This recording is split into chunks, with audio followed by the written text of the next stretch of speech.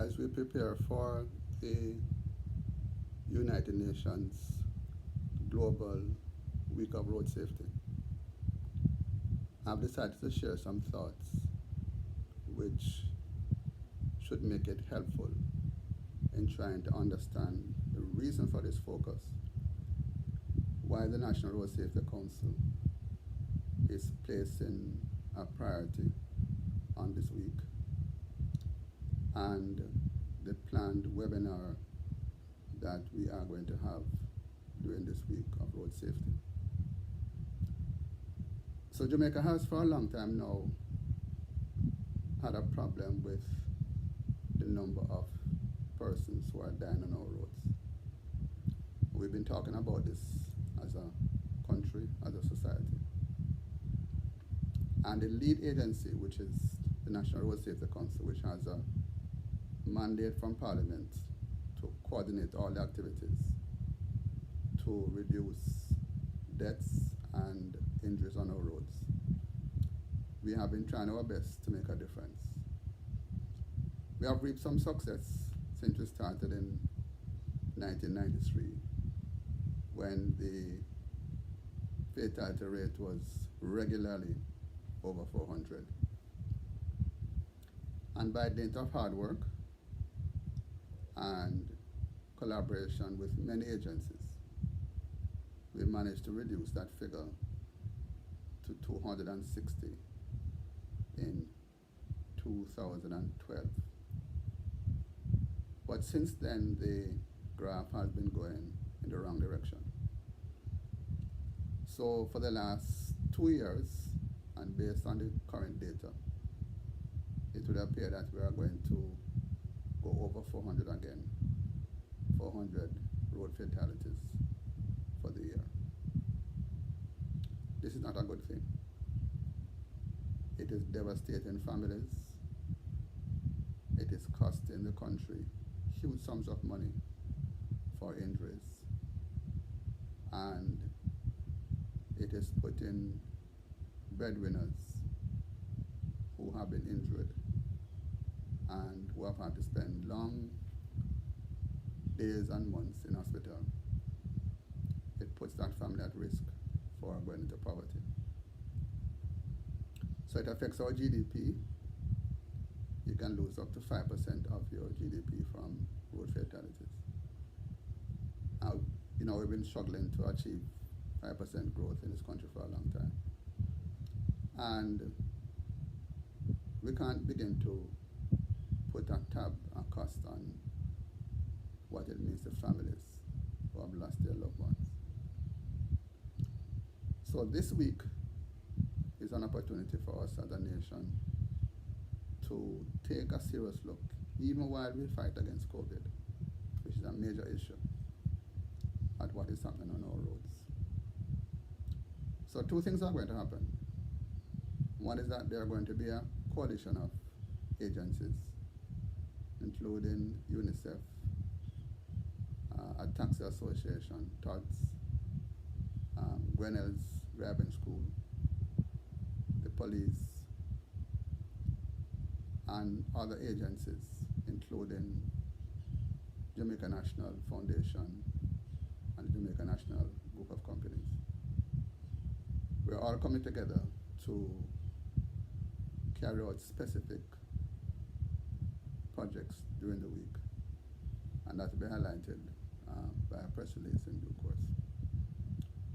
What I want to place a focus on is the webinar, which is going to take place next week, Thursday, May the 20th, from 9:30 until 11:30. So the program will be as follows. The Honorable Earl Jarrett, who is the deputy chair of the Jamaica National Group, will do the welcome. The Most Honorable Andrew Holness, Prime Minister of Jamaica and Chairman of the National Road Safety Council, has very kindly accepted an invitation to be the guest speaker, the keynote speaker. That will be followed by a presentation from an internationally celebrated road safety advocate, Zuleika Mandela, who is the granddaughter of the famous Nelson Mandela. Zuleika lost her child, one of her daughters, when the child was 13 years old, I think, Zinani, when the child was killed by a drunken driver. And since then, she has become a very strong advocate for road safety internationally, working very closely with the FIA Foundation, about which I'm going to say a little bit later. So Zuleika has been traveling the world, and we will remember when we were in Brazil for the midterm review of the decade of road safety, which ran from 2010 to 2020, and issued a very famous call for action using the words, "No more excuses." No more excuses to governments who have been dragging their feet in carrying out specific tasks and duties that would make the road safer. So we look forward in very high anticipation to what Zuleika will say during this webinar. The next presenter is somebody who has almost become a household name in Jamaica, Dr. Paris Liu Ayi, who heads up the Mona Geoinformatics Center and is the head of a number of agencies, including chairman of the National Works Agency.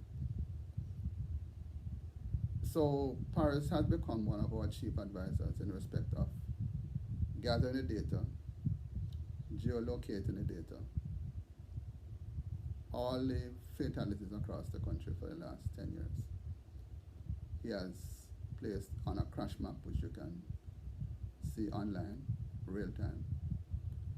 And not only has he located them spatially, but also based on the circumstances, the data which we get from the police each morning, he has issued an advisory note as to how we can reduce crashes in the different areas. He also has used the data to put into what he calls a predictor tool. So Paris has been able to predict very accurately the number of persons who will die on the roads each year. And the prediction for this year is not good. So even though we need to concentrate on COVID, there is an absolute need to place a focus on road safety. Following Paris's presentation, there will be a panel discussion, which I will have the honor to be the moderator, involving 4 international experts. The first one will be Dr. Etienne Proulx, who is one of the senior persons at WHO and is responsible for writing a global status report on road safety every 2 years. So he's a very, quote-unquote, big noise at the World Health Organization. Mr. Saul Billingsley, who is the chairman of the FIA Foundation. FIA Foundation is one of the most influential charity and advocacy groups internationally that has, because of his connection with motor racing, that's where they get their funds from, and FIA controls motor racing. So the foundation receives money from motor racing and helps to make the world's roads safer. So they have spent an enormous amount of money across the world trying to reduce the number of people dying on roads, over 1.25 million per year. Let that sink in. Allah, Minister Tufton, let that sink in. And because of this, international community has been galvanized to do something about road safety. And certainly in the last couple of years, the WHO has issued data which shows that in the age cohort 5 to 18, and indeed 5 to 29, road traffic injuries is the #1 cause of death in that group. So that's a good reason why we are placing a focus on road safety both internationally and locally. So Saul will respond, I'm sure, to some of the issues that are circulating about how we can tackle the big issue of road safety. And Dr. Krug will speak about, I'm sure, the WHO's perspective and UN on this matter. Then there's Mr. Julio Uzero, he's from Chile. He works with the International Road Assessment Program, an agency which is funded by the FIA Foundation. And what they do, they come into your country, invited of course, and they do an assessment of your road network and assign a star quality to your network. So the WHO has recommended that every country should have a minimum of a 3-star type road network if you want to make a big difference in terms of driving down injuries. So that's the plan for every country. So it goes from 0 to 5, 5 being the best and 0 being the worst. And this is something that we have been advocating in the National Safety Council for a long time, that we should get this agency to come here, assess our roads, and then tell us what the cost is going to be, and then we can see the money to upgrade our roads. And then Mr. Avi Silverman, who is the deputy chair for the FIA Foundation, will also be on the panel. And that's the first part. And the second part will be an open discussion on the second decade of road safety, which is going to run from 2021 to 2030 with a tagline 50 by 30. That is a reduction of half of the number of fatalities by 2030. A very ambitious program, but it is something which the international community is committed to, and it's something which we, the National Safety Council, is committed to also. So we are looking forward, especially for journalists, to attending the webinar. A link will be sent out soon. We have already begun to invite the policymakers and the legislators.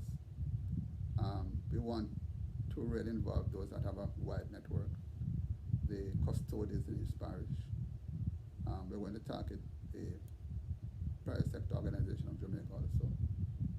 Go through the Jamaica Teachers Association, the Medical Association of Jamaica.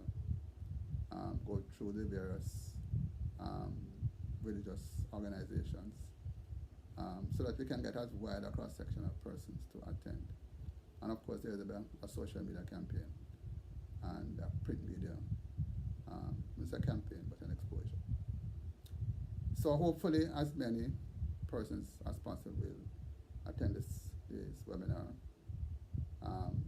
get the kind of information that can help us to work together as a country to deal with this national scourge, where too often so many people are dying, especially motorcyclists, and we need to put a stop to it, and it's something which we are committed to doing. So help us to broadcast this, please, and see you on Thursday, next week Thursday. Thanks very much.